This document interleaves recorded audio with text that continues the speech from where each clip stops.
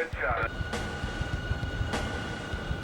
You don't know what, on a given mission, when you go out the door, exactly what you're going to run into as far as what the target is, you know, where the location is, the elevation, the threats that are around it. You have to decide, what am I going to do to take out this target today, given all these different variable conditions.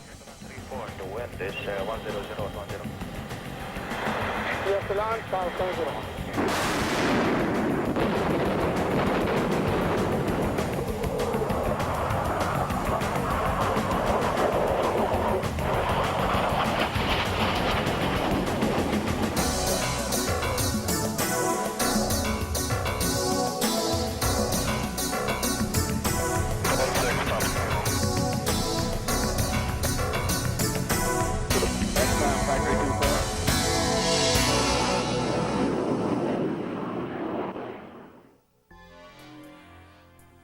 For most aviators, a blue sky is an invitation to pull the aircraft off the runway, light the afterburners, and point upwards.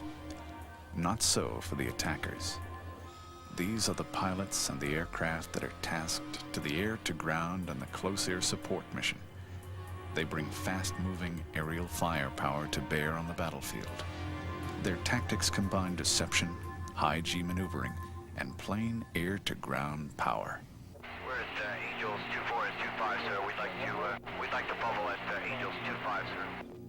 Well, there's many different things we can do in the attack role. We can do a high altitude profile, which is a lot of what we did in the Gulf. We're also trained in the low level environment, 200 feet, 500 knots, racing around with our hair on fire, and then we'll pop up doing like an afterburner climb, climbing up high and then diving in. So usually it's bomb delivery is normally visual 40-degree dive type with about a 6 or 7 G pull out. Fighter pilots are guys that go up and fight other airplanes, and oh, by the way, drop bombs. Attack pilots are guys that fight airplanes and drop bombs. What makes most A-10 pilots love to fly the A-10, it's not so much the airplane, it's the mission that we do. And personally speaking, for me, and most A-10 pilots, I think, feel the same way, we would get bored doing, say, the air-to-air type mission where you just go out and practice the air-to-air intercepts, dogfighting, that type of stuff every day. Most of us get a real kick and enjoy flying the A-10 because we're flying down close to the treetops at high speeds and dropping bombs on target. There's a very strong sense of satisfaction of getting immediate feedback from your bomb pass, because you can see it land on the target. You can tell if you hit it. Flying low is very exciting. There's nothing like the rush at 200 feet and 500 knots with a canyon going by you. In fact, it's even more impressive when you kind of turn up and you're at an 80-degree angle of bank turn at that fast, pulling 5 Gs to get around the corner, and that's when the ground really, you feel the rush, and it is quite a thrill.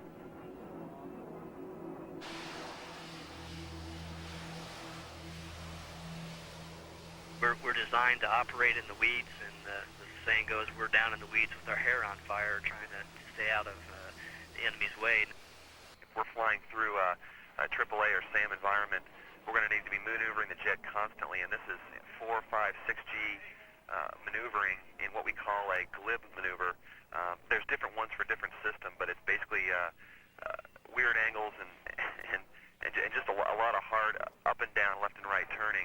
At the same time, you're navigating, getting your system all set up, keep an eye on your wingman, and also looking over your shoulder, checking for the bad guy. So definitely down low, it's much more demanding, and you're pretty whipped by the time you do even a 1-hour flight down there. The F-16 in the air-to-ground role is literally unsurpassed of any fighter in the world, in my personal opinion. Now, I'm a bit prejudiced because I fly the aircraft, but the aircraft is extremely agile, and it's extremely accurate, and the cockpit visibility afforded the pilot is phenomenal.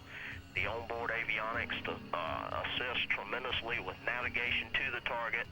You have tremendous thrust, so the aircraft can maintain very high combat speeds and does not lose much speed during a very tight turn. Our ability to turn and move very tightly is a tremendous asset in negating enemy gunners and defeating surface-to-air missiles that may be launched at us. We can actually turn and give them a turn that they cannot follow us through. Marine Corps' primary mission is to attack, seize, and defend advanced naval bases in the continuation of a land war ashore. The principal mission of the AV-8B is to provide immediate close air support to the Marines on the ground. We exist solely to add additional fire support to our troops, and due to the V-stall capability, we can add a lot of flexibility to our basing so that we can remain close to the frontline troops and respond immediately to their calls.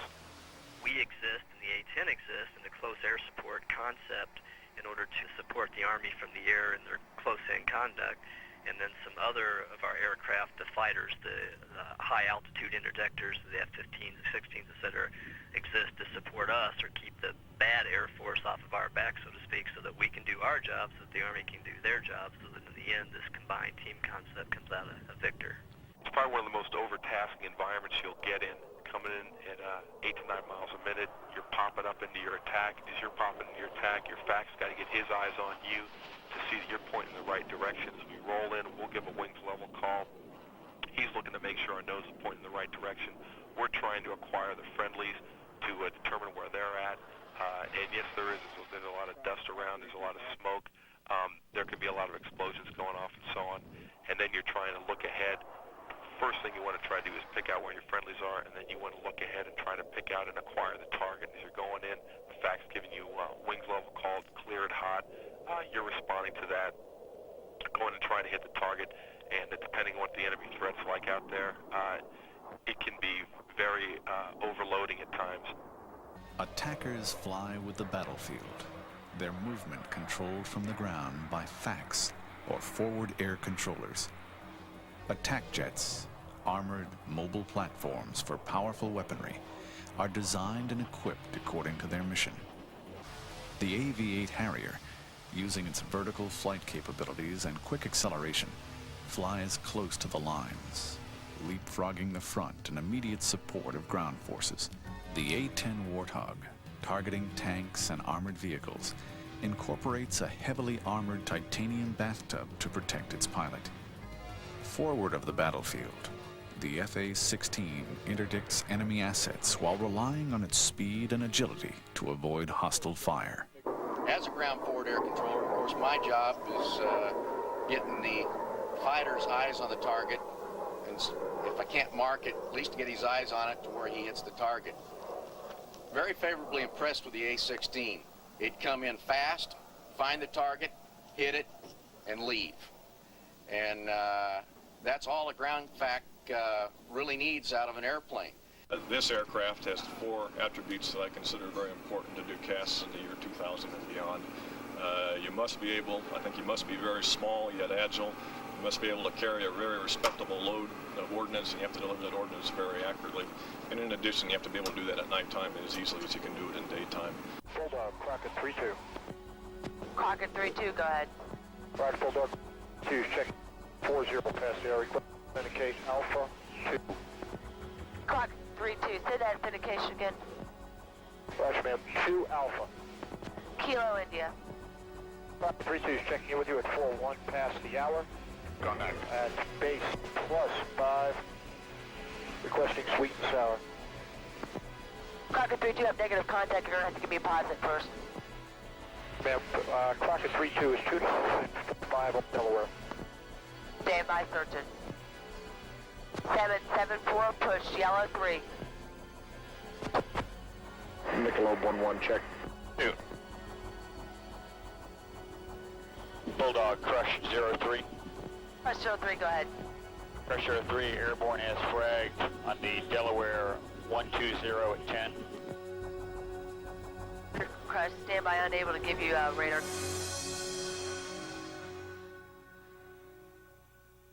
When you pre-flight the F-16, you start with the forms.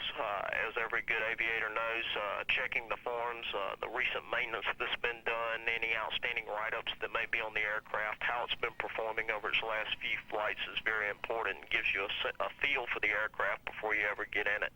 We move clockwise around the aircraft. We go around the nose of the airplane, checking that all the pitot tubes and the air data sensor ports are clear of obstructions. We check the engine bay to make sure that the engine inlet bay to make sure that the opening is clear and no obstructions. We move around to the right side of the aircraft and check that the gun has been armed. That's actually the point where they set the rounds limiter to allow you to shoot the gun. Then we go up into the wheel well and check it, and then you check the right wing ordnance to ensure that it's properly loaded, the fuses are set right, the carts that will actually fire and release the bomb are in place. You check your right wing missile and make sure that it's full up and ready to go. Then you check the back end of the airplane to ensure the tail hook is good and the pin has been removed so it will work. And you check the outlet for the engine to make sure the nozzles are in good working order and that there appears to be no hot spots on the engine that have recently been discolored or burned through. Then you move back around to the left side of the airplane and basically mirror image of the right side to ensure that all the switches are set properly, that the wingtip missile's in good shape, the ordnance on the left wing is good. We carry the Sidewinder heat-seeking missiles on the wingtips. We also can carry 2 underwing missiles on the immediate inboard station from the wings, giving us the capability to carry 4 Sidewinders into battle, which we generally did in Desert Storm. Next stations are bomb stations, and we can load either pylon-mounted 2,000-pound Mark 84 type bombs, or we can put a triple ejector rack on there that will hold 3 munitions of various types, and we did carry all the types there are to carry. We carried cluster bomb units, CBUs, we carried Mark 82 bombs, and we also single-mounted some Mavericks AGM-65, the TV or infrared guided missiles. The next 2 stations coming in right next to the fuselage, just due to the ranges we had to travel, they can either carry munitions or wing fuel tanks, and we generally loaded the wing fuel tanks on there to extend our range. On the centerline station, we can either load a single bomb, a fuel tank, or an ECM pod, electronic countermeasures pod, which we carried during Desert Storm to negate enemy radars and to defeat enemy missiles that may have onboard radars.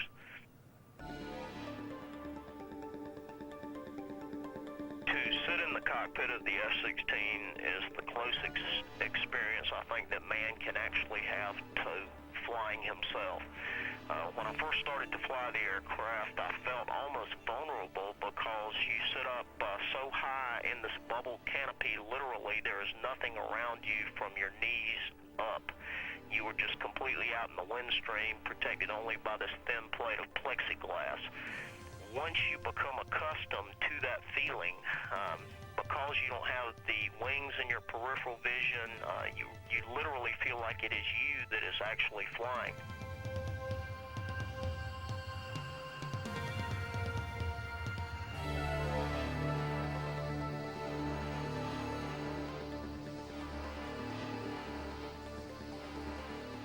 On the taxi out, you either continue with programming your stores management system or reviewing what's going to happen immediately after takeoff.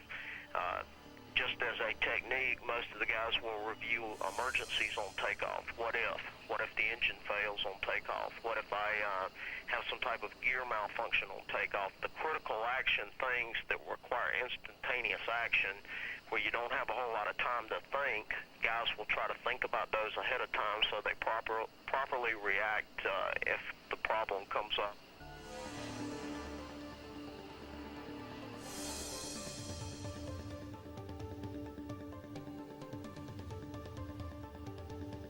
The F-16 has such great thrust that you cannot run the engine up to 100% to check it because the brakes will not hold the airplane in place.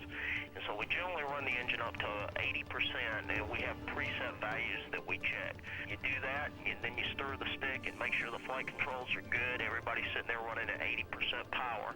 And then you pass head nods up the line to say my airplane's good. Once the final head nod gets to the flight lead, he releases brakes and advances the throttle to full military or to afterburner, depending on the type of takeoff. The afterburner has 5 stages. They light one at a time, about 1 second apart, and you can actually feel all 5 stages kick in.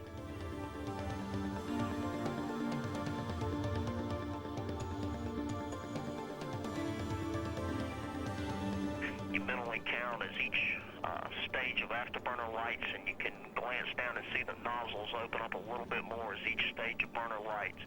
By the time the 5th stage kicks in, it's like being in a jet-fueled dragster. Depending on the load you have, about the time the 5th stage kicks in, the nose wheel steering's coming off because now the airplane is going fast enough to steer with air pressure across the rudder. And you go back to the airspeed indicator, and generally by now the airspeed indicator is jumping up close to 150 knots, and it's getting to be time to start putting in back pressure on the stick. The thought of back pressure is about all it takes to get the airplane in the air, as the F-16 is so aerodynamic it wants to leap into the air.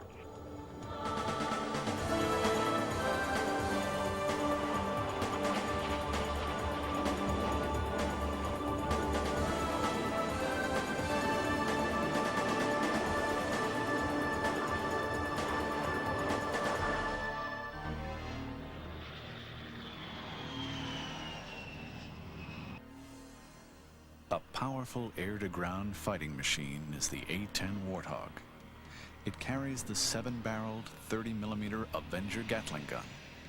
It has 11 hardpoints for armament, and it proved to be a deadly platform for the Maverick missile. With its big 58-foot wingspan, the A-10 is built to move low and slow over the battlefield.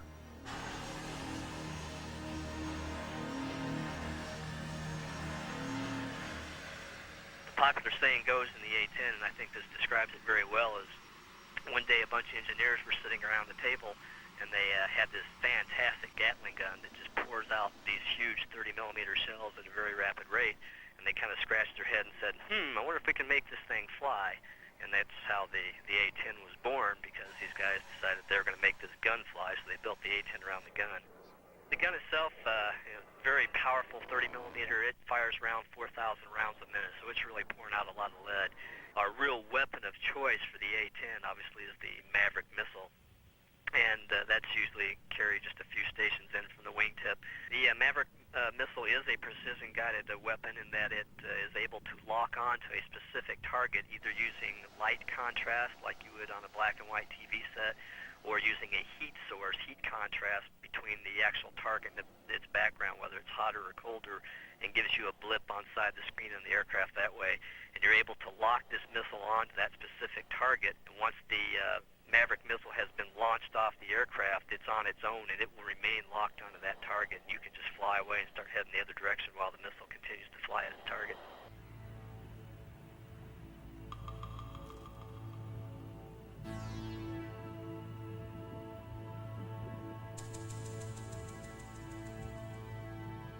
Our standard way to fight and fly in the A-10 is as a two-ship, so the two of you can watch out for each other. It really makes your survivability rate go up tenfold, just having two of you there instead of one.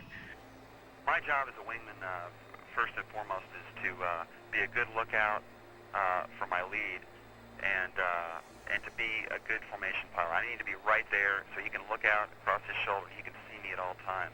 That's my number one priority, is being in position. Secondary to that is backing him up on the radar and searching a sector that he assigned me to that his radar scan volume might not cover at that time. The A-10 is a fantastic airplane as far as being able to take a hit and continue to operate. It's got, for one thing, the infamous titanium bathtub, as we like to call it, the shielding around the actual pilot that provides protection from up to a fairly good-sized a bullet from enemy ground fire will bounce off of that thing, and we're all kind of sitting down in that. So it gives you some protection there. And then the other part of that equation is the multiple repetitive systems that the A-10 has, to where it can lose one hydraulic system and there's a backup. It can even lose one engine for that matter and it has a backup.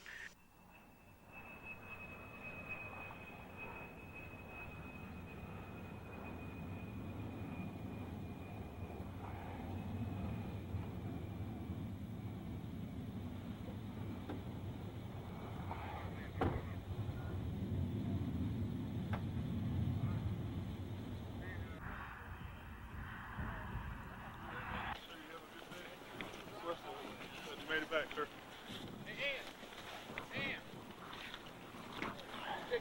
Tell me the hog can't take some hits, huh? I'm telling you. I isolated both hydraulic systems. As soon as I was hit, the right system went to zero and all the lights in the world came on. Missile went off, and I thought it was a SAM going by, so I started kicking flares out the back. And, Good show. wish I'd have kept it on the runway for you, but the tire blew and I just couldn't keep it on there. We got plenty of time. Well, we do now. You got plenty of tires too, right? Yep. Get 'em. You got a crane? Well, yeah, as a matter of fact, I got a crane. Yeah, Boy, that Hummer was trying hard to blow you out of the air. Look at that.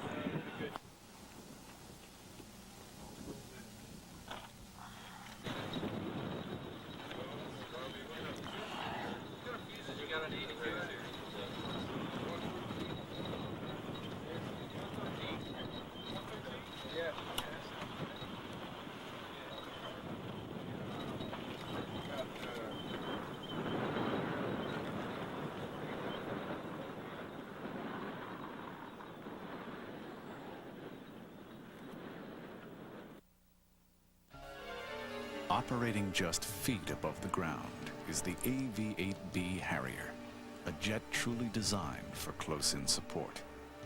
When the Marines put the Harrier into service in 1971, they combined the tactical advantage of a helicopter with the speed of a jet, a plane that could land anywhere from country roads to urban parking lots, jumping back and forth above the lines to stay above the battle, but close enough to the ground to keep the pilot's eyes on the target.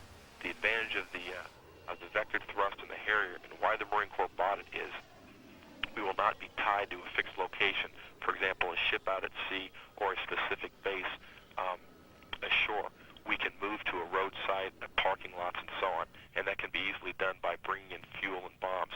We have a base that we call a forward arming refueling point, a FARP site, and we can set those up very quickly. Usually within 24 to 48 hours, we can have those set up and operational.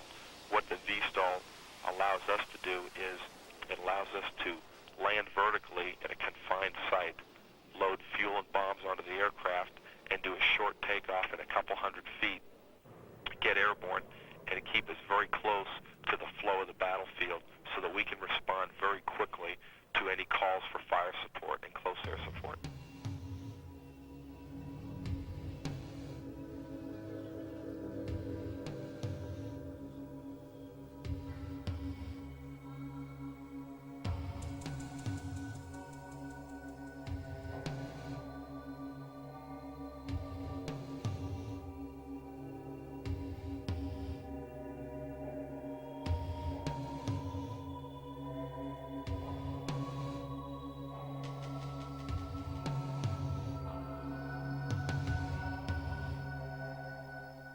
We have radar warning receivers. We have antennas surrounding the aircraft that will pick up the emissions of an enemy radar trying to lock onto us. That will give us indications in the cockpit of what is looking at us and where it's looking at us from.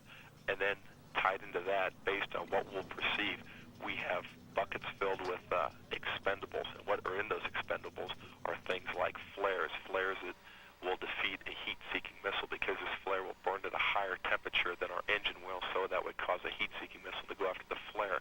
We have chaff, most easily thought of as chopped up aluminum foil that will be expended out into the air that will create a large radar signature, so an enemy radar would look at this large aluminum foil cloud that the aircraft could be hiding in or going past. It's a tight cockpit. You get inside there, you strap that aircraft on. Everything is very user-friendly, right at your fingertips. We utilize the HODA system, hands-on throttle and stick, so that you can keep your hands on those primary controls and still utilize some of the very important functions that we need to accomplish in an attack. That white cord you see moving across the top of the canopy is what we call detonation cord. And what that's used for is in the first stage of an ejection, when the pilot pulls a handle, that detonation cord goes off and shatters a hole through the canopy that the seat and the pilot will then travel through. When you're sitting inside the Harrier, you've got about 22,000 pounds of thrust, approximately 5 feet behind you, and the intakes are about 1 foot behind you. So from engine startup to engine shutdown, you're very aware of the tremendous power that is parked right behind you. You've got that Rolls-Royce engine just growling right behind you, and when you go to max power in a takeoff, you know you're at full power, and that's why I think a lot of us wear double ear protection when we fly that aircraft.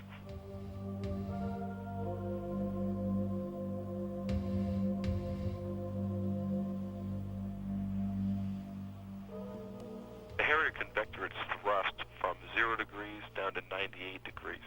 The aircraft's standard attitude is sitting at 8 degrees up, so when we put our nozzles all the way forward at 98 degrees, we can actually point the nozzles forward 16 degrees.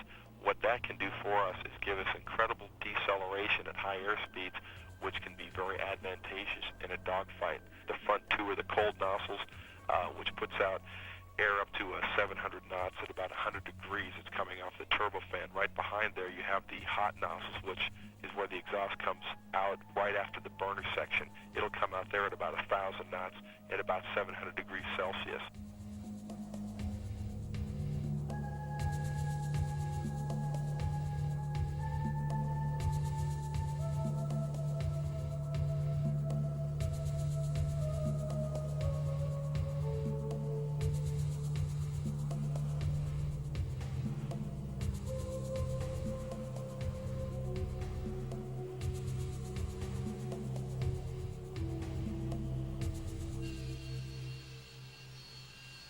Given the option, we will always prefer to do a rolling takeoff.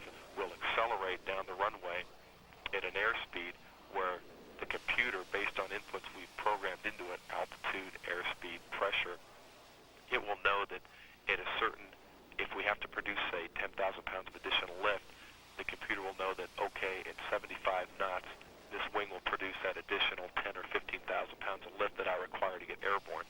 So we'll accelerate down, we'll look for that target airspeed. When we see that, we'll pull our nozzles into the proper angle that, again, the computer has figured out, and then the aircraft will jump off the deck, and that's kind of where you get the term the jump jet.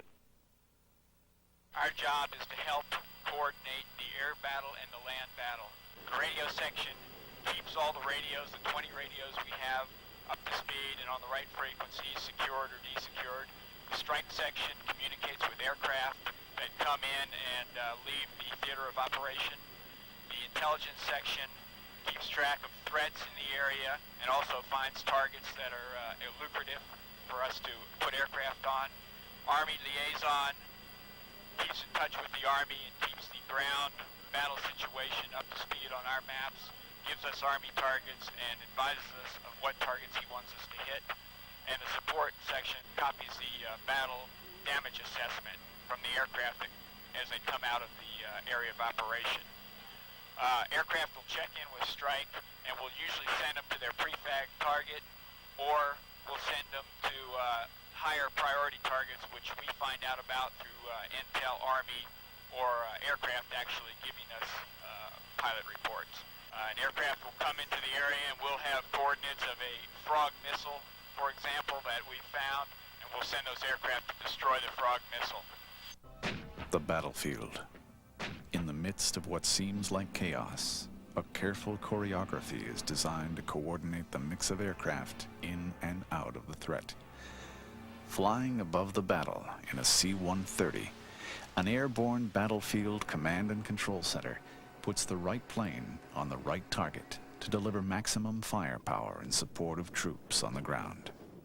The forward air controller evaluates the situation and goes forward to a ABCCC, C-130 command post, if you will. They may forward that information directly to the AWACS, who we were in contact with en route to the Iraqi airspace. The AWACS would have us contact the ABCCC prior to entering enemy airspace, and the ABCCC would task us to contact the Army Forward Air Controller. As we approached the area, we would contact him, and he would relay information because he's in direct communications with the Army commander on the ground.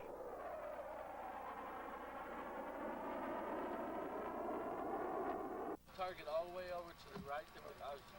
It's always positive control from all the way from the ground people on up. We go ahead and talk to ground FACs, forward air controllers, and obviously we have to deconflict. We're working closely with friendly troops within a few miles of the targets, or sometimes even less. So in that case, it's definitely a very controlled environment. And you know, some of the missions can take up to half an hour prior to even putting a bomb on target to make sure that we have the right target and everything's deconflicted with our friendly forces.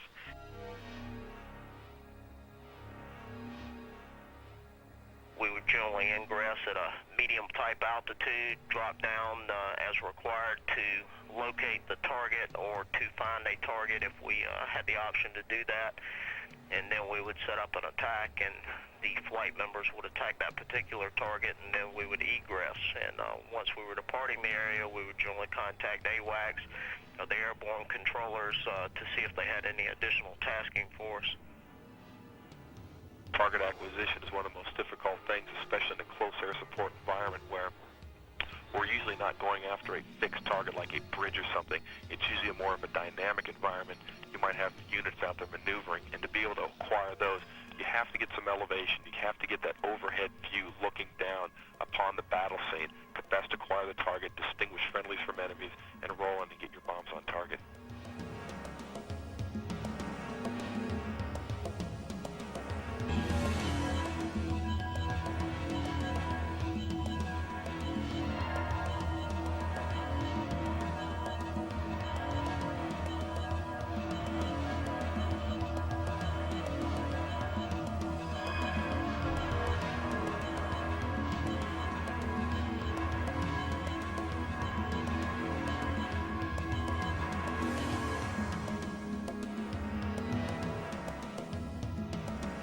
The only instrument we really monitor in a bomb run is our heads-up display, and that's invaluable during a bombing run because it keeps your head out of the cockpit, and especially in a combat scenario where you're rolling in and they could be possibly firing at you, and you need to be acquiring a target. It's very important. What we do, we have set parameters depending on the event that we're delivering. We drop over there. We normally drop the bombs out of a dive bomb. And you may have seen like the old footage of World War II and the Stuka dive bomber coming down at about 90 degrees. Wasn't quite that much, but we normally dropped out of a 45-degree dive bomb pass. And then from there on, it's just using your heads-up display and the known parameters and release altitudes, rolling in on the target. And you know, you could, once you acquire a target, you could probably roll in on it within 30 seconds. Once we get down to low altitude, the F-16 pilots' number one threat at that altitude is guns, AAA anti-aircraft fire, or either handheld rifles just being pointed in the air. A bullet in the right place in the engine or flight controls can do some damage. And he is trying to deny a tracking solution at low altitude to negate that gunner. As we get to low altitude, we begin maneuvering the airplane. In the event someone's shooting at us, we try to be as unpredictable as possible and deny them that tracking solution before they're ever even pulling the trigger.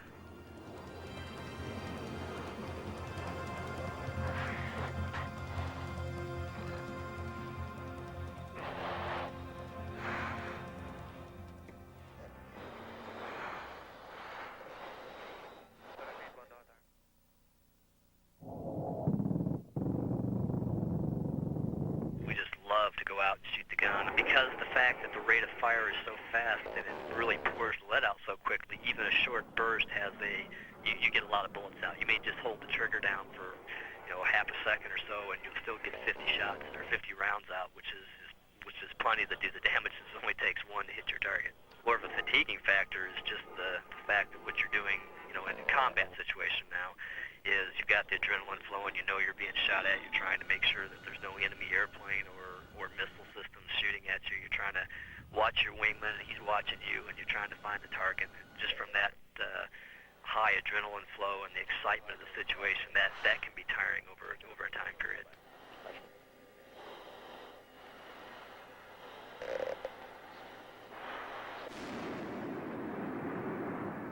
I think in a simple term, what we'd like to talk about is having situational awareness, and basically the head work to know where I'm at, where I'm going, what is around me, what can hurt me that's around me, and how can I use my weapon systems and my countermeasure systems in my aircraft to best increase my survivability.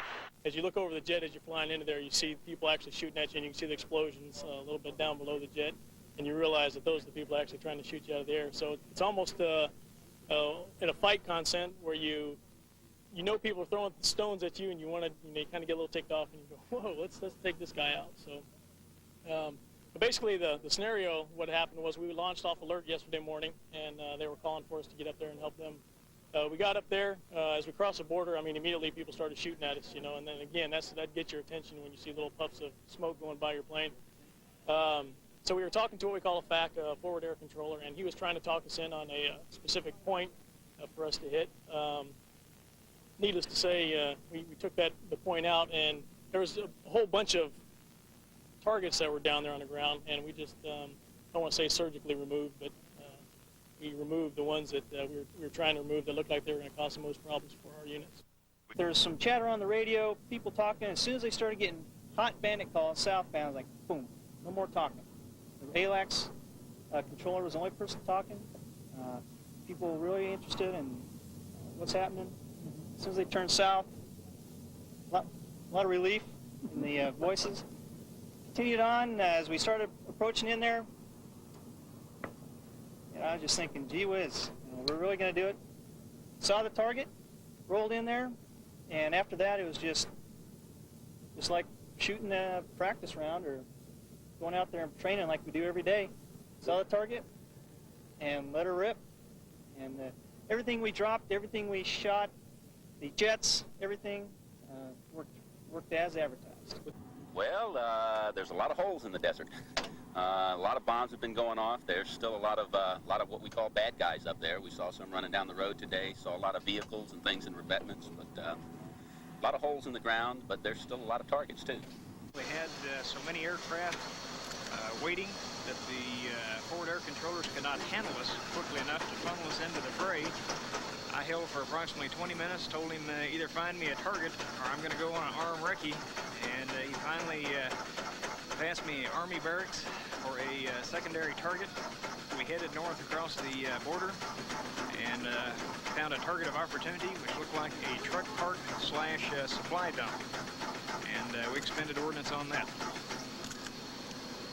There was a lot of smoke out there on the battleground, a lot of things burning, vehicles, oil wells, some light scattered AAA. We did not encounter very much in the way of AAA on our particular attack run.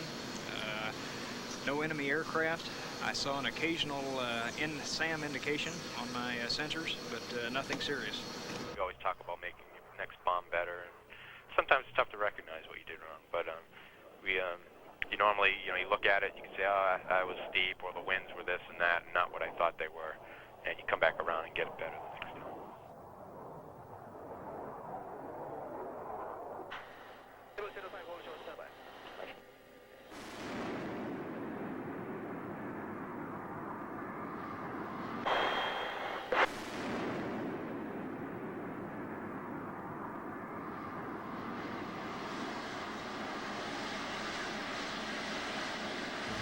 Just the other day from over here, I lost all my right side hydraulics. The system just failed and a line ruptured.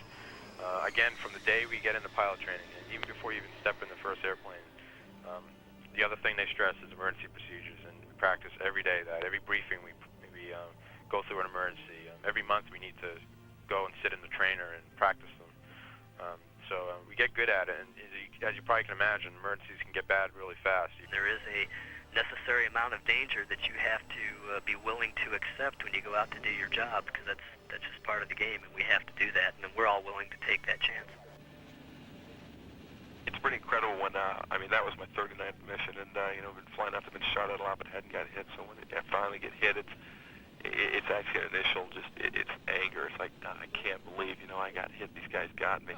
I'm looking at all these lights lighting up in the cockpit, just going, there's a fire light. I've always wondered when that thing would go off, and then I confirmed it was on fire, and people asked me later, what were your caution lights saying? They're all the yellow ones. I said, hey, I had so many red ones going off, I didn't really get too concerned about the yellow ones.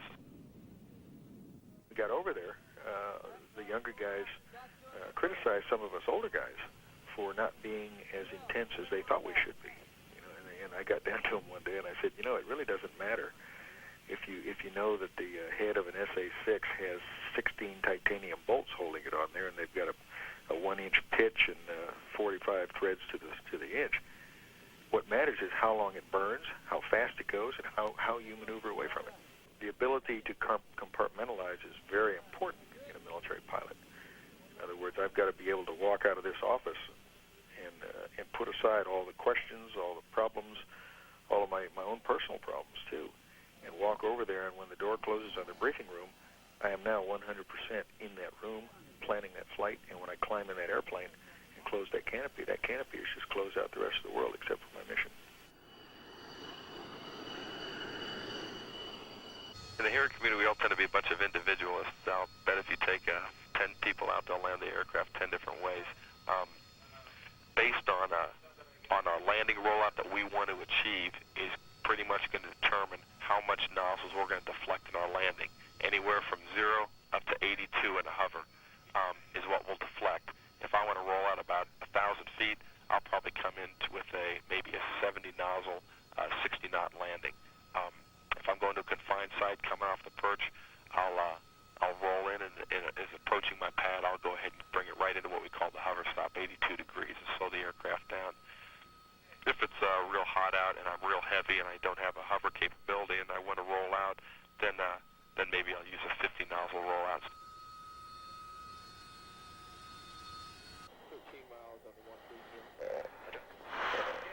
You're generally doing somewhere between 300 and 400 knots as you approach the field. You start in that hard turn, you're actually doing a 180-degree turn to parallel the runway. You're trying to slow down to about 200 knots, and generally if you've done it right and you've managed your throttle properly, you're hitting about 200 knots as you're rolling wings level on downwind. You lower the landing gear. The F-16 is unique in that it has no flap switch. The landing gear is a gear and flap handle, and that the flaps are automatically positioned when you lower the landing gear. Once the gear comes down in place, you check that you have 3 green lights, a quick check over to the hydraulic pressure to ensure that it is in the acceptable region. Coming across the left-hand turn, flying about 11 units angle of attack for the F-16.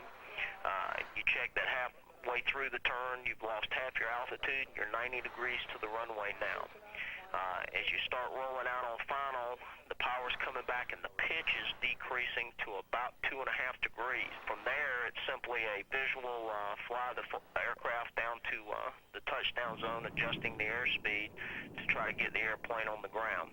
One thing about the F-16, it wants to fly so much that you really need to be on speed. If you're a little bit fast, the airplane will balloon or bounce very easily just because it wants to stay in the air, and it's a very difficult airplane to get to sit on the ground. Being on speed on final is a very important thing in the F-16.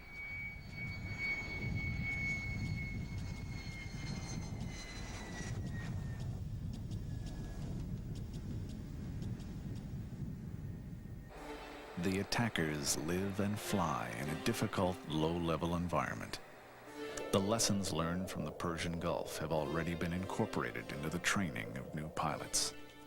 Technology will improve, adding yet newer capabilities for the attackers, while tactics will become more sophisticated as the battlefield of the future evolves. Clear transfer secretary 4813.